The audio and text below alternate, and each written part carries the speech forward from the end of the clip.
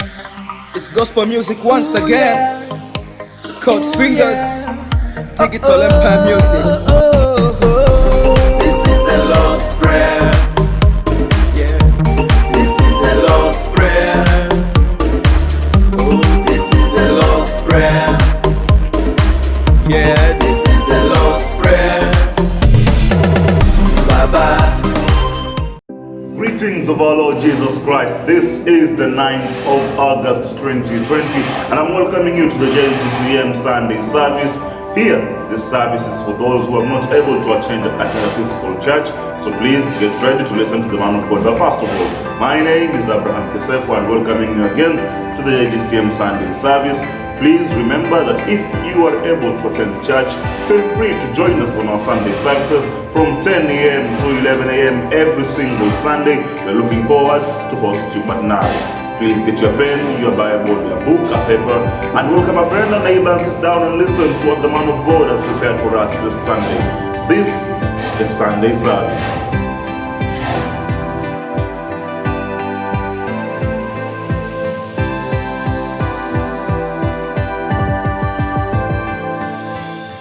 Shalom Aleichem, watazamaji wapendwa, karibuni tena katika kipindi chetu cha leo, Jumapili ya leo, ambao kimewajia kutoka makao makuu ya Kisa Generation Mombasa. Hebu tufungue kwa maombi. Mwenyezi Mungu Baba, tunakushukuru Bwana, asubuhi ya leo umetuamsha salama. Kwa niaba ya wote ambao Baba tumejalia, tunakurudishia sana shukrani. Nami nabariki kila mtazamaji anayetuangalia. Tunaomba kipindi hiki kikae kwa baraka kwa ajili yao, ili sifa na utukufu Bwana zikurudie wewe. Fanya chombo mkononi mwako ili mlete neno lako, libariki watu wako. Katika jina la Yesu Kristo tunaomba. Amen. Dear viewers, I want to thank the Lord for giving us another opportunity to come to you from Kisa Generation Crusaders Headquarters Mombasa.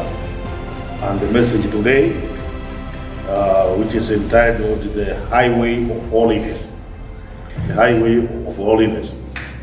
Last week we saw how God is going to restore even those who are dead, that are going to resurrect and come back to life and sing a song, sing a new song.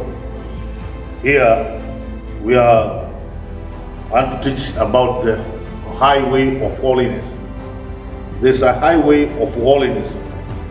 All of us know a highway is a major road in the city or in the land. A very major road, a very important road, significant. And the Bible teaches about a highway of holiness that leads to eternal life. A highway of holiness.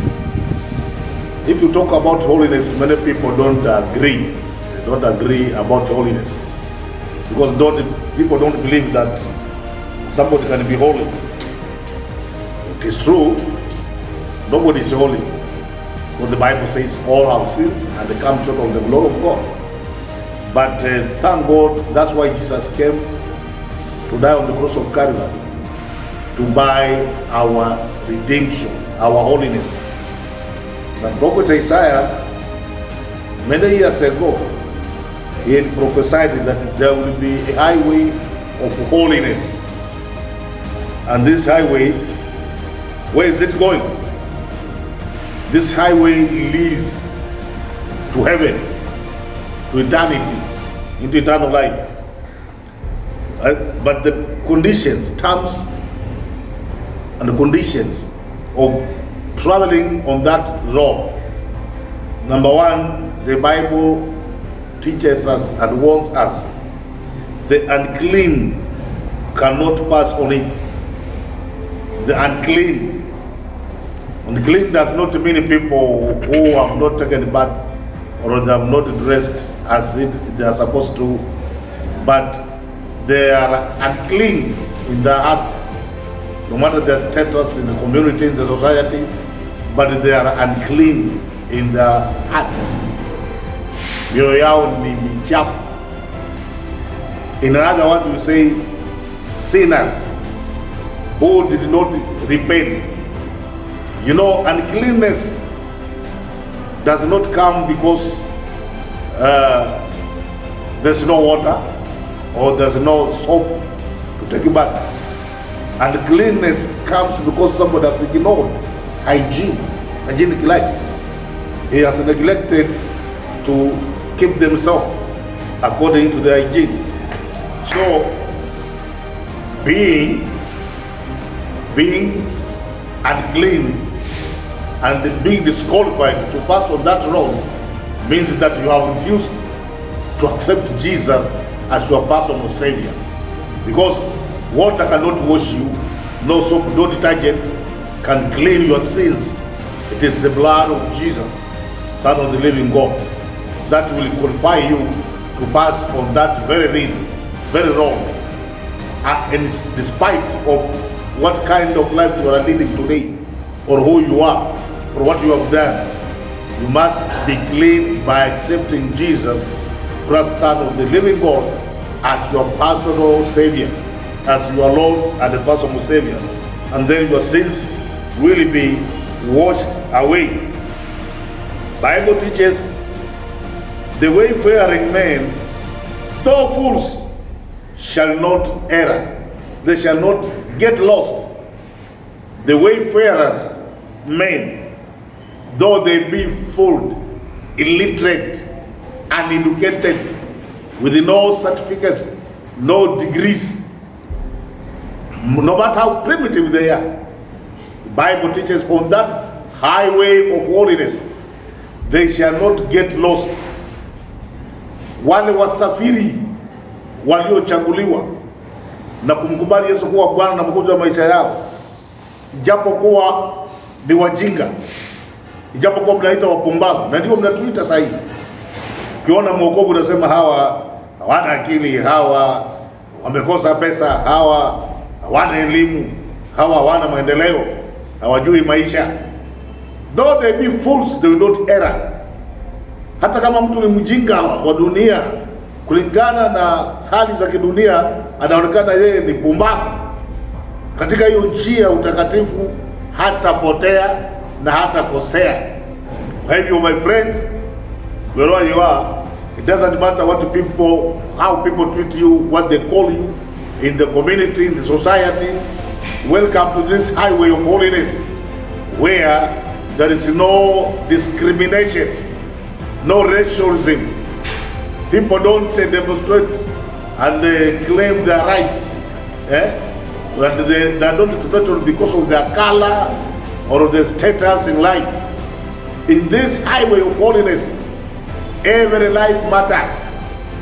You know, you can live in a very advanced nation like America, but they are not advanced in their spirits, in their hearts. They are primitive also in their hearts. That's why you see black people demonstrating and saying Black Lives Matter. Those people don't know Jesus, the personal Savior. Those people whose sins are not really clean, they discriminate their fellows.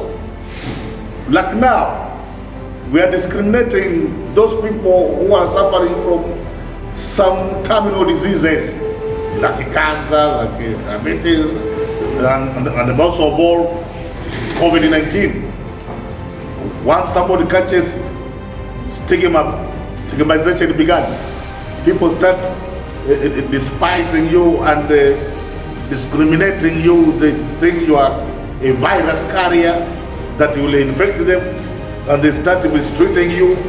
On the highway of holiness, no matter how sick you are, or what disease you suffered from, or what sins you committed, my friend, the Bible teaches that though they be fools, disqualified according to the standard of the world and the nations of the world, on that highway you will accept it, as long as you accept Jesus as your personal Savior. Whether you have got money, whether you don't have money, whether you are rich, whether you are poor, you are welcome, and you are not going to get lost on that highway of holiness. This is the right way we should be yearning to pass. Only the redeemed shall be there. and no lion or ravenous beast shall be found there, only the redeemed, waliokombolewa, waliookolewa, waliokoka, walionunuliwa na damu ya mwana kondoo, damu ya Yesu Kristo mwana wa Mungu aliye hai, waliomkubali Yesu kuwa Bwana na Mwokozi wa maisha yao. Hawa ndio wanafuata hiyo barabara, na katika hiyo barabara hakuna simba wa kukutisha, hakuna mnyama mkali, no ravenous beast shall be found there. Hakuna hatari yoyote. Barabara zote huwa na signals, huwa na ishara za kukutambulisha kwamba hapa ni kona, hapa panateleza, hapa pako na mlima, hapa usiwateki, hapa usifanye nini. Lakini hii highway, hata kama wewe hujaenda driving school, hata wewe kama hujasoma ishara za barabara, hata kama uelewi nini, Roho Mtakatifu anakuongoza na unasafiri barabara hii ya utakatifu ukiwa salama, maana neno la Mungu ni taa. Zaburi inasema neno la Mungu ni taa ya miguu yangu. Na neno linasema kwamba the Lord commands the steps of my feet. Mungu huamuru hatua za miguu yangu. Kwa hivyo huwezi kupotea wakati Mungu anaamuru, anaamurisha, anaongoza hatua. Kila hatua unayokanyaga Mungu anaiongoza. Lakini kama unajiongoza tu na kurupuka tu na kuondoka na kuzungumza mambo ya ujinga na upuzi na kuongea vitu ambavyo huwezi kuprove, huwezi kudhibitisha, na kuongea mambo unaropoka mambo tu, kuna Mungu, kuna nini, kuna kuokoka, sijui nini, kutukana wachungaji na kusema mambo ya ujinga, wewe ushapotea tayari, na hata hiyo barabara huwezi kuipata. Maana wengi wanasemanga tu njia ni nyembamba. Ni sawa, njia ni nyembamba, lakini sasa hapa tunaonyeshwa highway, barabara kuu ya utakatifu ambayo inaenda uzimani. Agano la Kale, manabii walionyeshwa hiyo njia, na leo ukiona hiyo njia wale wanaifuata ni wengi sana. Pengine wewe ujipoteze tu, lakini pamoja na kuwa kwamba Ukristo uko katika mataifa ambayo hayana idadi nyingi ya watu kama China na India. Nchi kama China na India bado hawamwamini Yesu. China ni wakomunisti, bado ni wapagani kabisa, hawaamini Mungu.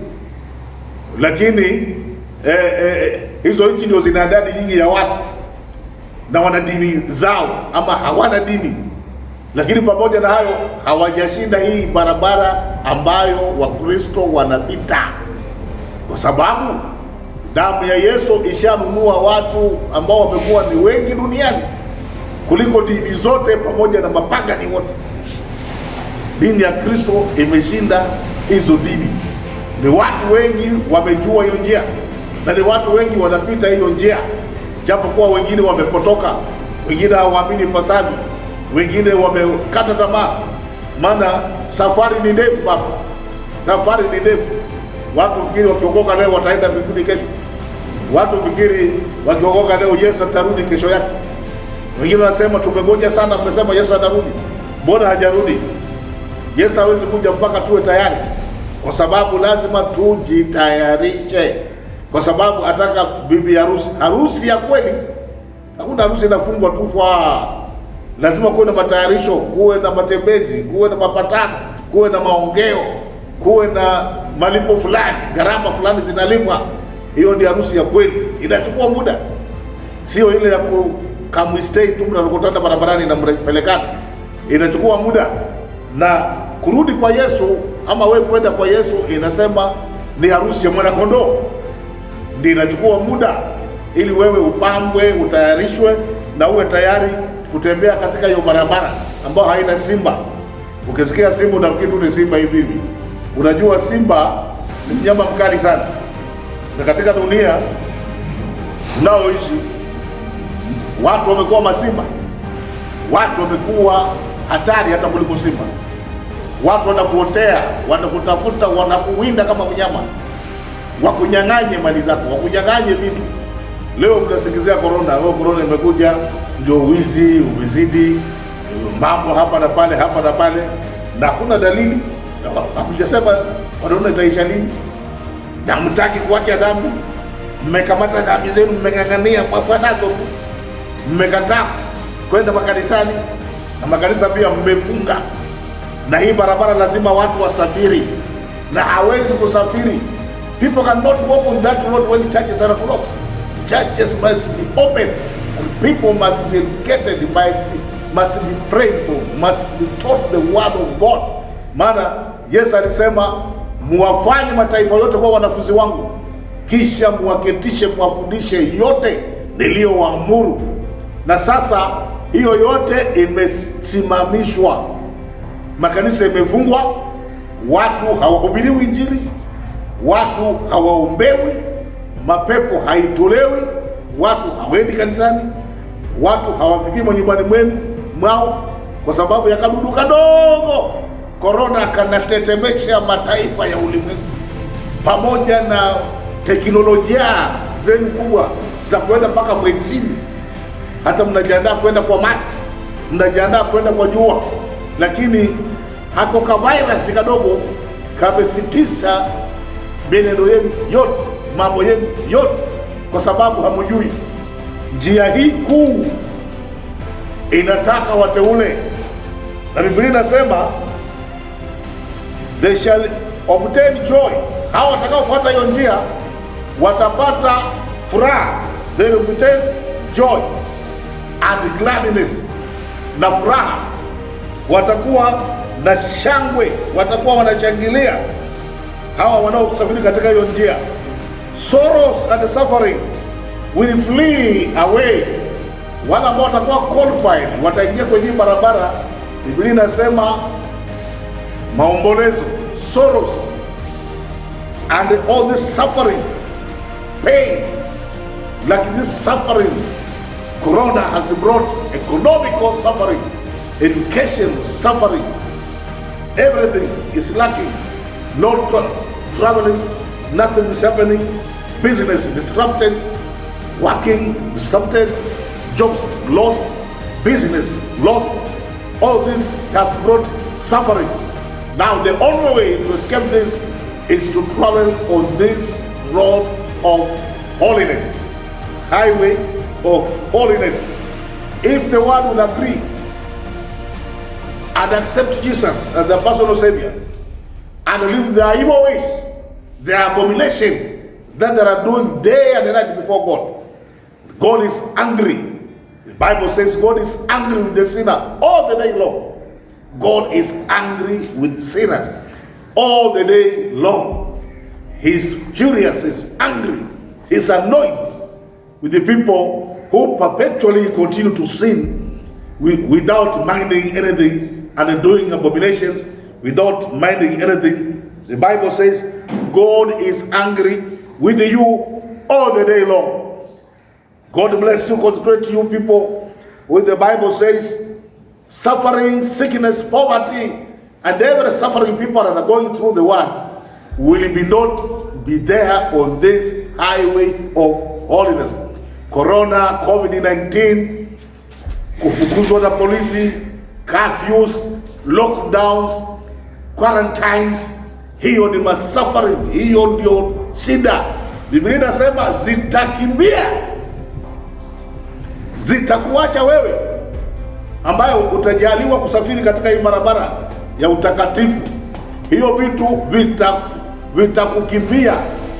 Unajua wengine wetu ambao tumezoea kukaa nyumbani, na tukitoka kanisani tunaenda nyumbani mwetu na tunakaa na familia zetu, soma neno la Mungu, tunaombea ulimwengu na watu mbalimbali. Hivi vitu kama lockdown na curfew havitu affect sisi. Tunakaa tumaisha kawaida, maana kwa kawaida watu wanaingia nyumbani mapema hatumangamangi barabarani hapa na pale hadi mpaka usiku sana, sijui nini. No, habitusumbui, hatuzururi huku na huku kutafuta vileo na mihadarati na mambo kama hayo. Kwa hivyo sisi tuliambia watu wamwamini Yesu, wakasema sijui nini, Mungu atachoma walevi nini. Sasa walevi mnakunywa nini? Pombe zimefungwa, baa zimefungwa, na mnaishi tu hamjadeni. Mnaishi tu hamjadeni. Lalamika, mlipoambiwa mnasema hapana, sijui nini, mnatukana kanisa, mnafanya nini? Hivi vitu vinaangamiza. Kwa hivyo sisi havito affect kama vile vina affect nyinyi, maana sisi si watu wa kurandaranda usiku, sisi si watu wa kutangatanga. Kwa hivyo hivyo vitu they flee away from us, vinatukimbia, vinatuogopa. Hizo simba zinatuogopa. Ndio naona watu wanang'ang'ana kufuata wachungaji makanisani kutafuta corona, na corona haikuanzia kanisani. Nashukuru CS ambaye amesema hata polisi wasisumbue watu wa kanisa, kwa sababu we are here to fight COVID-19. We are not here to welcome. We are always fighting sickness and disease and sin. That is our motto. Day and night we have been doing that. And now you cannot come to church to look for coronas in the church. You are the people who brought to corona, not the church. Not the church. And we always fight sickness and disease in the church. Just as you treat them in hospitals, we fight them in the church. So there's no need of harassing the preachers and the congregation that are worshiping the Most High God. After all, we are all going to meet there at the judgment seat of God. Tutakutana hapo, polisi na bunduki yako na rungu yako, tutakutana pale. Ukija kutawanya ibada na kupiga tia gasi na kufanya nini, ujue wewe ni mmoja unataka kuabudu. Nashukuru Mungu, na polisi wengi sana ni Wakristo wameokoka, tena wengine ni mapasta kabisa, mnahubiri. Waambieni wenzenu, hapa ni moto wa kuotea mbali. Kanisa ni moto wa kuotea mbali. Because the God that we worship here, the Bible teaches, is a consuming fire. Yeye ni moto ulao. Ukija kucheza na moto utakuramba. Ni moto ulao, ni hatari kuliko risasi utabeba. Ni hatari sana. Mungu tunayemwabudu ni moto ulao. Ni hatari kuliko hiyo corona mnayoiogopa. Hata corona inajua Mungu tunayemwabudu ni moto ulao. God is a consuming fire. He has got the power, ability, and the capability of consuming all your coronas. And the corona will flee away from the world once you let people worship Him in the spirit and in truth. For those of you who are going to accept and follow this realm, we are reading from Proverbs 3:2 as my final conclusion. As I believe you by Proverbs 3:2. Proverbs 3:2. For length of days and long life and peace shall they add to thee. For length of days,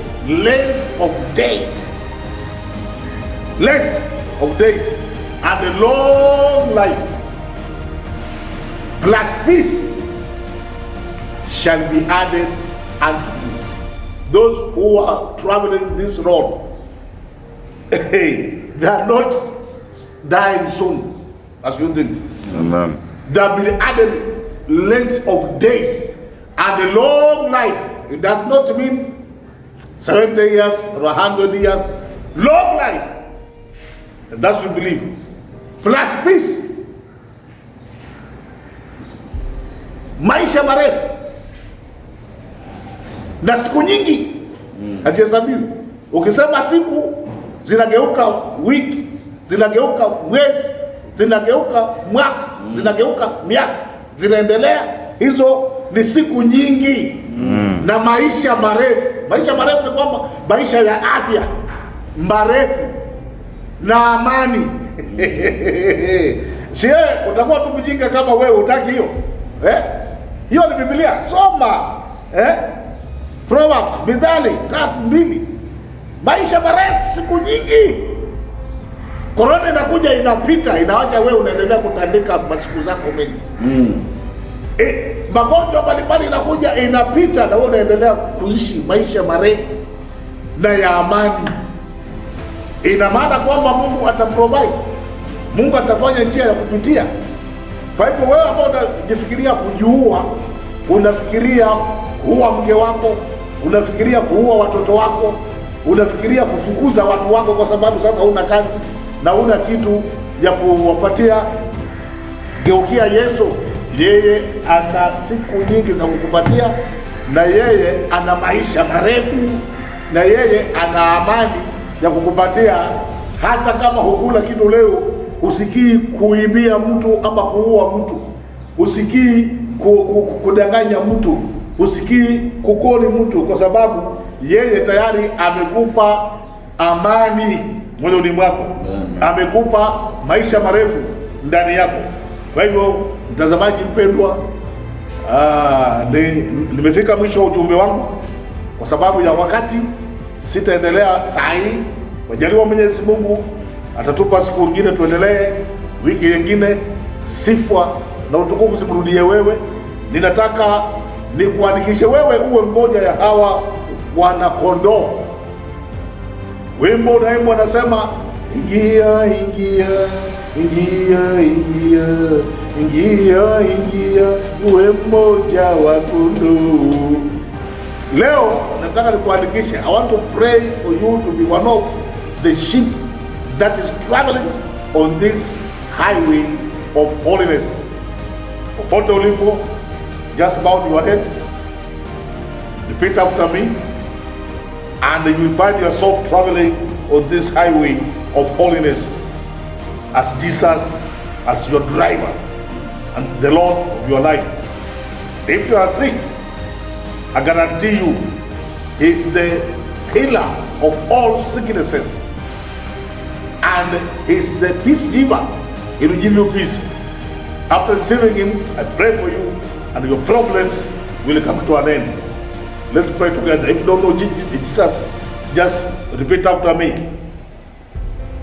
Heavenly Father, I come to you, in the name of Jesus. I have your word, and I am coming to you, as a sinner. Forgive me all my sins, and heal all my sickness. I accept Jesus as the Lord of my life and my Savior.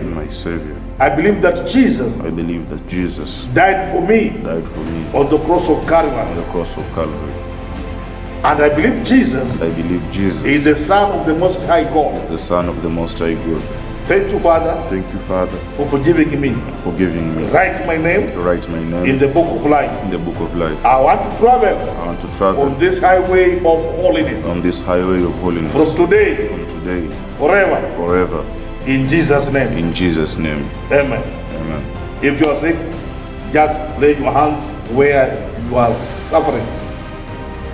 If you have a problem, financial need, just raise up your hand wherever you are listening, and I'm praying for you. Father, in the name that is above all other names in heaven and on earth, the name of your beloved Son, Jesus Christ of Nazareth, I commit my viewer in your hands. I come against every sickness that is disturbing his body, including COVID-19 or Corona. I command that virus and pain to die in the name of Jesus, and I command healing to come in this person from now, and deliverance to take effect right now. In the name of Jesus, receive your freedom, receive your healing, receive the power of the Holy Ghost in your life to lead you into righteousness and in this life eternal, and to give you many days and the length of life and the peace in your life from now forever. Thank you, Father, because you have done it for your honor and glory. We ask this in the name that is above all other names in heaven and on earth, the name of Jesus Christ, Son of the living God. And Father, we thank you for that prayer. Amen. God bless you. Shalom. Shalom. Until we meet again. Like this message, share it so that someone else can be blessed also. There are some numbers that will go across your screen. If you want to share testimony with us, what God has done to you, please feel free to communicate with us. You have got a need, you want us to pray for you, we shall be glad to pray for you. Shalom. God bless you. The way of holiness, that has been a very great sermon, and it has shown us that Prophet Isaiah had already prophesied about this way. Jesus Christ came and said, narrow is the way that leads to heaven, and broad is the way that leads to destruction. And Prophet Isaiah had already indicated in Isaiah 35:8 to them that the way of holiness, there shall be no lions to threaten you, even the wayfarers shall not err in that way. So please ensure in your walk with Christ you find the way of holiness, that you might see the kingdom of God. Now, if you have any prayer requests, if you'd like us to pray with you, if you have any comment that you'd like to write to us, please send it to our telephone number 0728 445 003. You can also write us an email at jdcmheadquarters@gmail.com. I'd also like to appreciate those partners of this standing with this ministry. You can send your offerings, your tithe, your church accounts, and any other designated giving to our M-Pesa number 0728 445 003. You can also send to our Prime Bank account number if you're outside Kenya through the number that is going right across your screen. Remember, JGCM, you can follow us on Twitter and Instagram, JGCM_Kenya. You can also follow us on Facebook and YouTube, Jesus Generation Crusaders Mission. You can like, subscribe, share, and click the notification bell. And whenever we'll be releasing a new video, you'll be the first one to be notified. I'm looking forward to seeing you in our next services, Tuesday, 5 p.m. to 6 p.m. We have the Bible Focus. We are going to discuss Bible matters. If you have any questions regarding the Bible, please come with it on Tuesday. We'll be there to share it with you. Remember, Friday we are fasting and praying the whole day, seeking the Lord's face, and also evening prayers, 6 p.m., 7 p.m. Friday. You can join us as we pray together and worship the Lord. And main service Sunday, 10 a.m. to 11 a.m. We're looking forward to see you next Sunday as you are looking to join us. Now, remember, JGCM is a family church, and we are God's peculiar people. Shalom.